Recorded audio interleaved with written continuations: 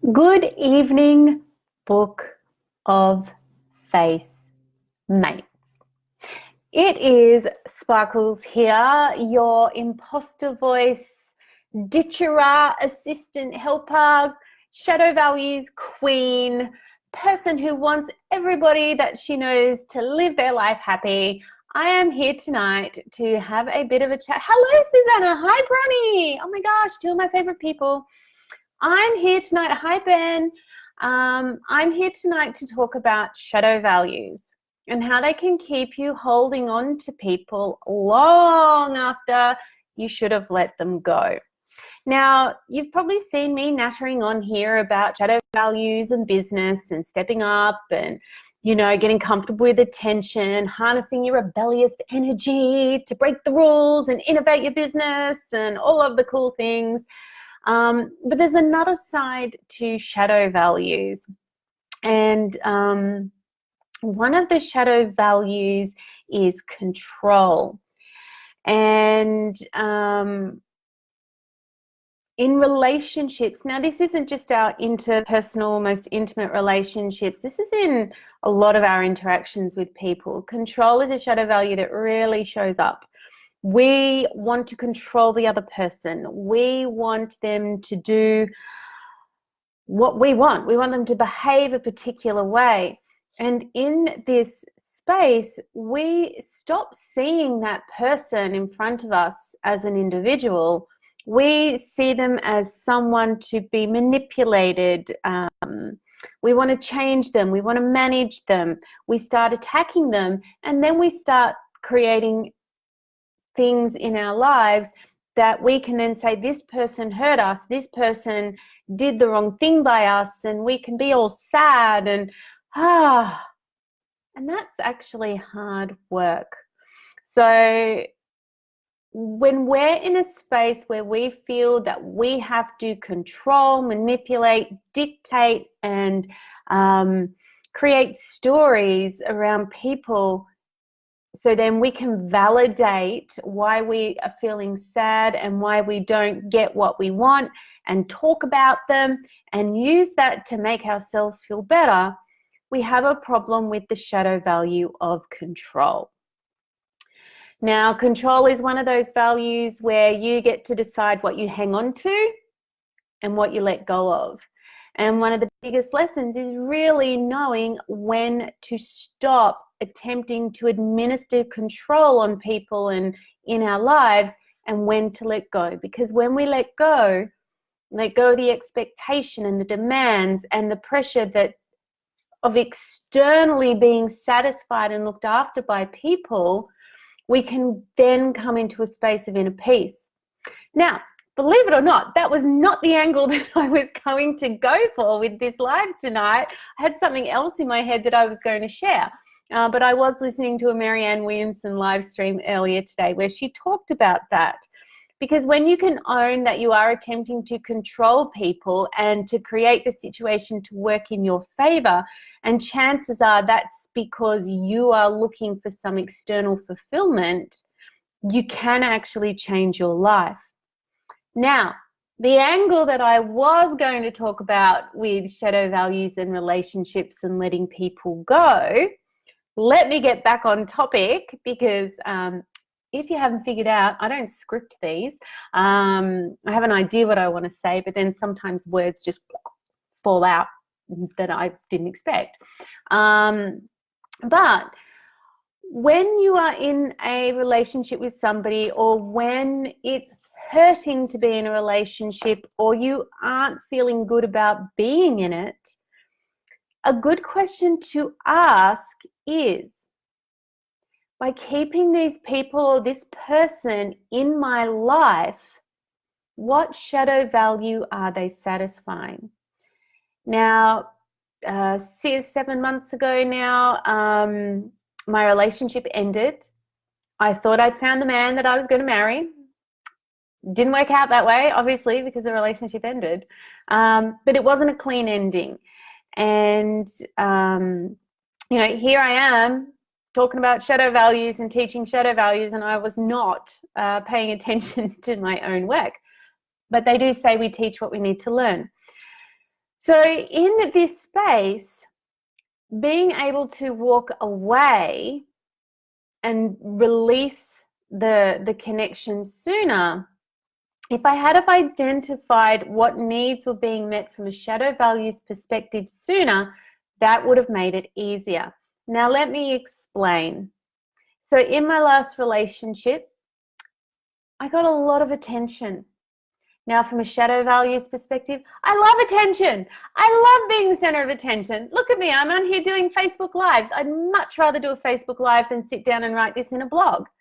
I want you all to see me. I want to be famous. Hashtag Trudy for National TV. Not quite sure how I'm getting there yet. Let's see if I get accepted for maths. Yes, I'm saying it here. I put in an application for Married at First Sight. So hashtag Trudy for National TV. Because attention, right? I'm cool with attention. I love attention. And in this relationship, even when the things that weren't working and we broke up for the reasons we broke up, I was still getting the attention that I craved. So it was really, really hard to walk away from the attention, right? Really hard.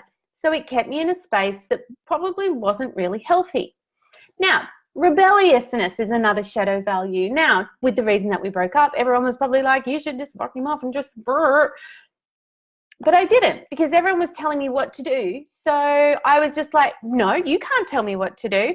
So I stuck around, right? Being a little rebel and not really looking after myself in that situation. Now, another shadow value of belonging. Now, even though the relationship was over and we were still spending a lot of time together and it wasn't healthy, and we both agreed that it wasn't healthy recently, that I still had a place to belong. So that need, that shadow value was also being met. The control component, the control shadow value in my relationship ending, and then what happened next, and, you know, staying in his life for way too long and him staying in my life for way too long. The control one, not so much. Sexuality, not so much. But the validation. Validation is a huge thing, because the reasons that we broke up, most people would have just, but there was a level of validation that came through because we stayed in each other's lives. And money as a shadow value, not so much. Authority, not so much. But there was a level of superiority, because with the underlying reasons of the breakup allowed me, and I'll say it, allowed me to take the moral high ground, and allowed me to be, I'm the good person in all of this. And so when we can look at these values and see how our needs are being met in potentially relationships that are unhealthy for us, we can then go, okay, and this is still really sad to say, maybe it's not the person I miss, but maybe it's getting all of these needs met. Oh, wow. I didn't expect to get emotional. Anyway, vulnerability. Oh, it's not my favorite thing. But this is, if you are struggling to let go of people, places, things in your life, if you're feeling that there's going to be a big gap and a big hole, okay, have a look at these values. By staying in these places that aren't necessarily, you know, really healthy for you, what shadow values are getting met? What needs are getting met out of attention, rebelliousness, belonging, control, sexuality, validation, money, authority, superiority? Oh, and ambition is another one as well. And can you get those needs met elsewhere? Because it's not necessarily the person, it's the feeling that comes with that. And the biggest thing is, if you don't walk away, if you don't create new space for what you really want to come in, you are going to get stuck in this gray area. You are going to get caught.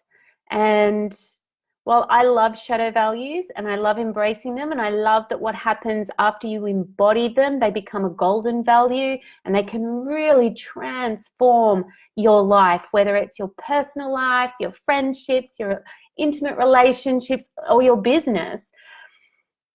Getting stuck in the shadow side of the shadow values, probably the easiest way to explain it, that doesn't serve you. And you know, I'm a little bit slow to learn my own lessons sometimes, but look for other ways to fulfill them in other areas of your life. Because when you can let go and you can move on, and you open up your heart to bigger and brighter and better things, your world will actually transform. And ultimately, at the end of the day, it doesn't mean that the other person is bad, evil, needs to be vilified.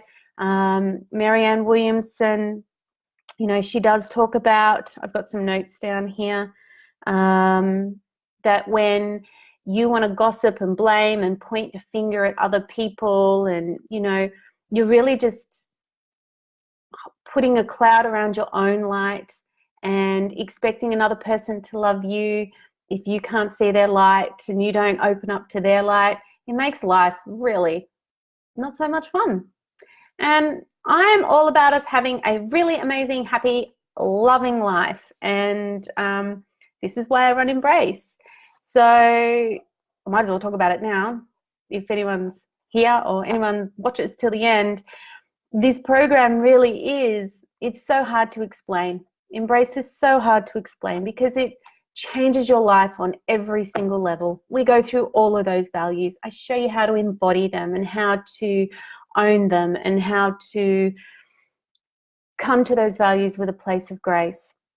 So if there's any ladies out there who are stuck in relationships, stuck in friendships, stuck in places, stuck in their business, who want more, who want to step into a higher purpose, who want to step into new levels of happiness, who want to go from, you know, feeling like a rebellious teenager and pushing back against everything to allowing real creativity and innovation to light up their lives, for example, reach out. If you want to release the need to control everything and learn what it's like to feel free in your life, I can help you with that. If you want to remove the pressure from money and step into service, let's talk. And if being an authority and being a boss in your business or in your career feels overbearing and uncomfortable, let's talk about how we can transmute that into leadership. Because this is my work, and I was a little slow on the relationship stuff, but I was, you know, hoping that things could change as well. So anyway, we live and we learn, and that's what life is about. So if you've got any questions, if you're interested in Embrace, if you want to talk about control, if you're stuck in a situation and you're really not sure how these values can support you to get out of it, reach out, post on the comments or send me a private message. Because we don't have to be a slave to these unmet needs and these little voices in our head that, you know, don't serve us long term, but, you know, tell us that they're keeping us safe. But that's a conversation for another day. All right, peoples, love you all. Book a face, mates. Have a good one. And I look forward to your comments in the comments. Like, where's my thing? In the comments. And give this post lots of love and lots of likes. So feel free to share it, tag a mate, do whatever you need to do with it. The more people that know about this stuff, the better. Because, you know, let's change lives, right?